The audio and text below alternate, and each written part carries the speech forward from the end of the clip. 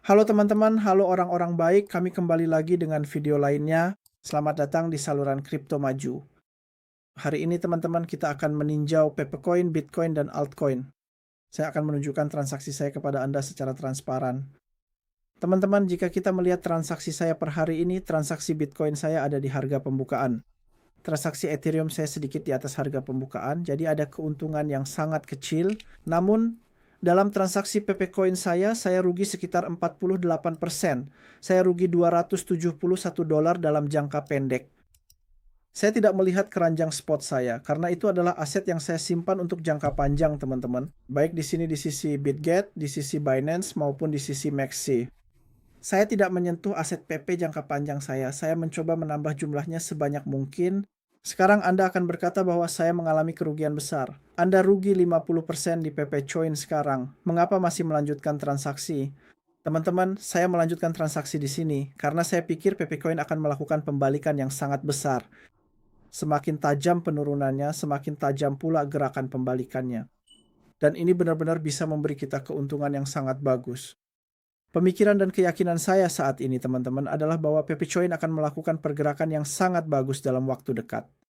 Saya mencoba menambah sebanyak mungkin sebelum pergerakan ini terjadi di Pepecoin. Saya menambah dari sisi spot dan juga dalam transaksi leverage saya, teman-teman. Saya terus melakukan penambahan kecil-kecilan. Setelah itu, jika ada penurunan yang lebih besar, ya saya berencana untuk melakukan penambahan yang lebih besar.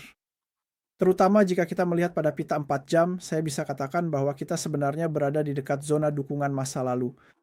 Jika kita melihat gambaran umumnya, saya rasa kita berada di area yang bagus. Saya akan membicarakan hal ini, teman-teman.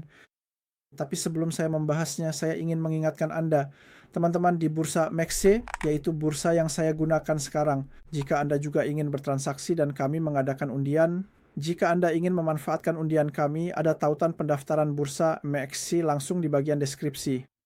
Setelah membuka akun dari tautan ini dan menyelesaikan setoran pertama Anda, teman-teman, Anda bisa langsung memulai transaksi Anda. Selain itu, jika Anda melakukan ini, teman-teman, Anda akan secara otomatis berpartisipasi dalam undian kami.